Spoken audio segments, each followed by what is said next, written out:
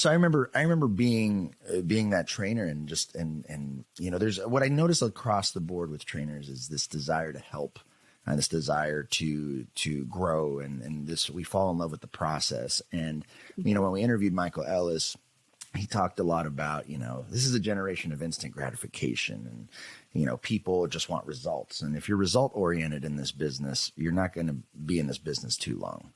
He goes, you have to be process oriented and you need to like growth. You spend weeks and weeks and weeks in a board and train for a 30-minute demo. You know what I mean? And it was so profound when he broke it down that way, because I realized like how much, you do get in the zone with the heels and the sits and the treat work and the engagement and the this and the that.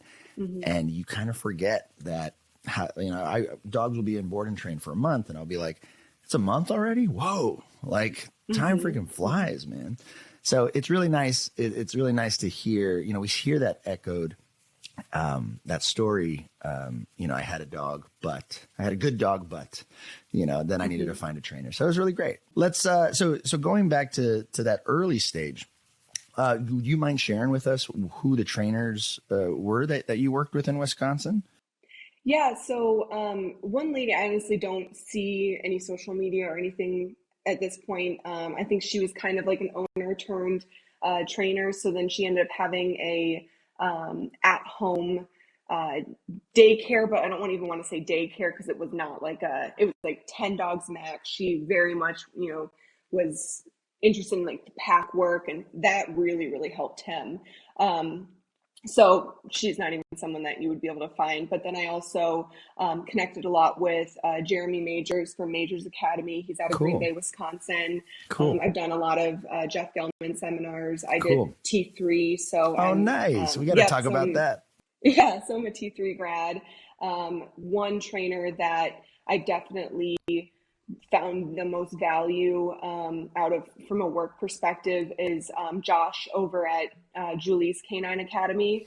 They're out of, they have 2 locations, one in Frederick, Maryland, and then Falling Waters, West Virginia. So I've shadowed them now 3 times. Yeah, I've heard of them. we gotta write that down because I'd love to check them out. So for sure, we do want to write down, these people who really helped you, because something that at least I notice in the training community, I'm sure you do too, and I'm sure Brent does too, is I tend to see that commonality in like, videos are great, and even like seminars and schools and stuff are great, but just shadowing and seeing the reality of training is where it's at, right? So definitely, I know that we were talking about some of the, some of the trainers who really meant a lot to you. I wanted to get a bit more into why, like, what was it, because in my experience, I feel like we talked about just before we started the show, there's so much that we all do that's similar. So I'm sure when you went to like your, 5th, 10th, 15th seminar, you didn't learn something very basic that was new. Maybe it was just more of an explanation. Maybe it was just more of a thought process.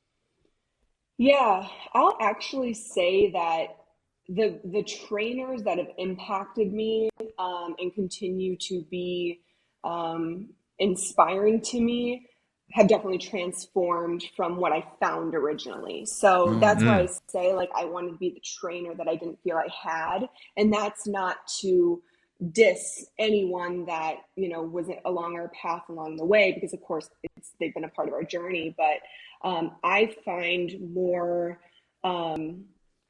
strength, I guess, in the industry with people where it's not necessarily you're learning a ton of dog training skills. Obviously that's important, but I don't feel like I need other trainers to be that level of like a mentorship, if that makes sense. I will say Josh at Julie's Canine Academy, from a dog training skill perspective, has been the biggest mentor for sure.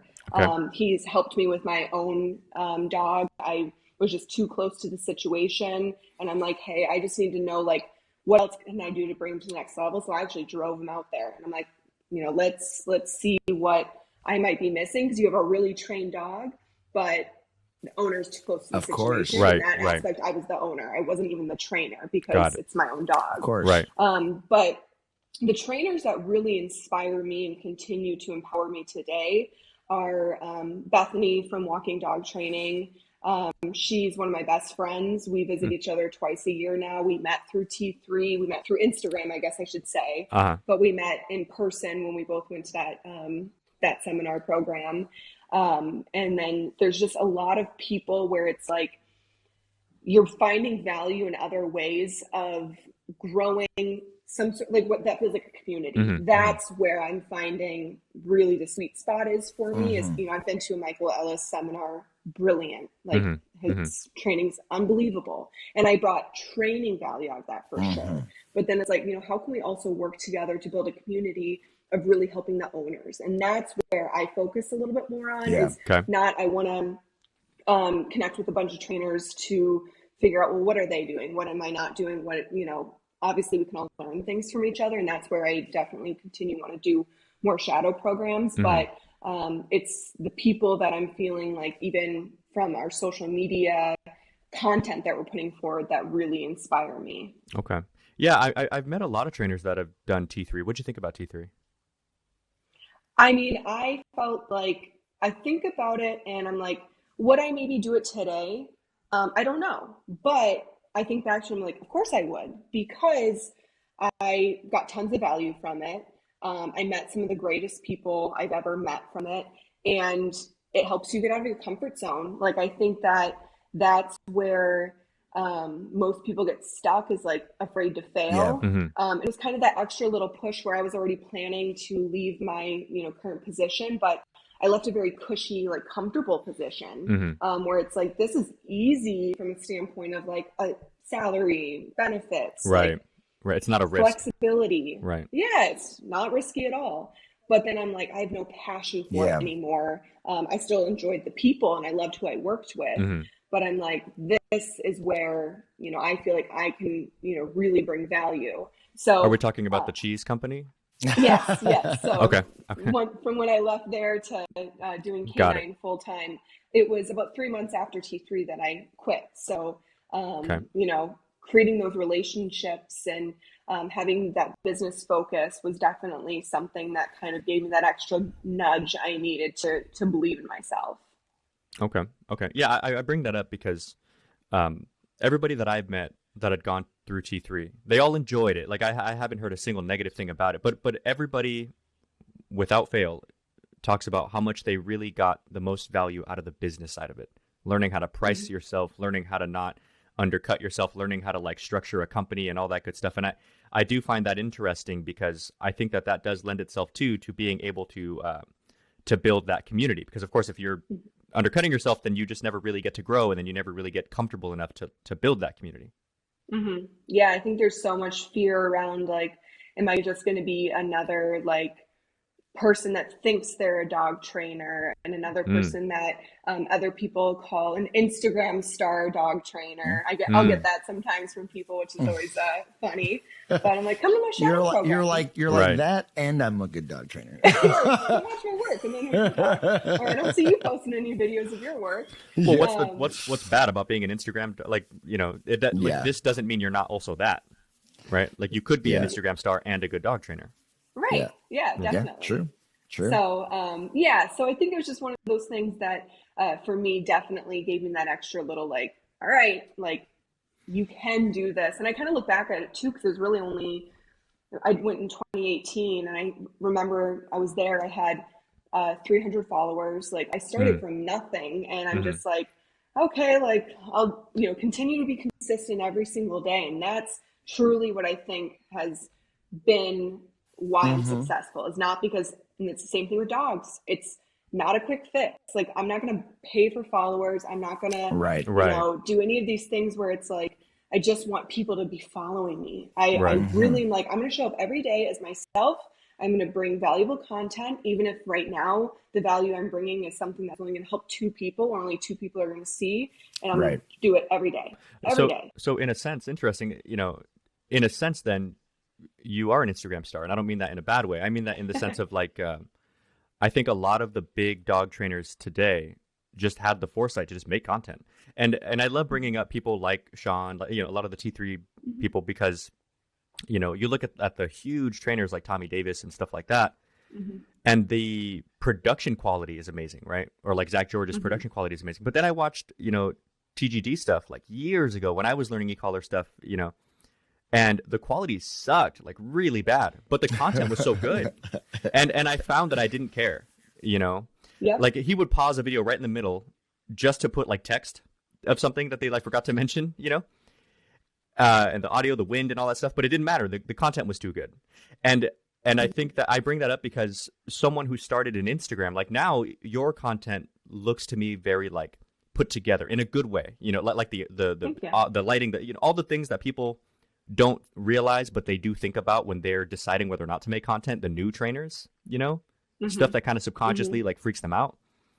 But even back in the day, you know, I find it fascinating that you found you were a marketeer, I guess. So you kind of already knew, you know, you already knew to make content. Doesn't matter if it was like perfect and polished. It just make it valuable, and then people will start to buy into it. Yeah. I always tell people, especially like my shadow students who come and they're like, oh, I just don't know if I can do this whole social media thing. I'm like, scroll back to my 2,500 posts ago and look at my videos. Yeah. Like, I'm a completely different person, not from an aspect of like my personality still comes through, but I was like, so like, oh my God, I don't want to be in front of the camera. Like I was like self-doubt like left and right, you know, like imposter syndrome, like nobody's business. And I'm like, go look at that. Like, then you're going to see like, you're exactly where I was, you know, and even further ahead because social media has just grown so much and it's much more user friendly now. But yeah, I mean, I posted blurry photos all the time. I posted videos where it's like my head's cut off, but you can still see the work I'm doing with the dog. I'm like, hey, at least I'm doing it. Who were some of your mentors, not necessarily in the realm of dog training? Like who just in life in general did you look up to that inspired you to do this stuff?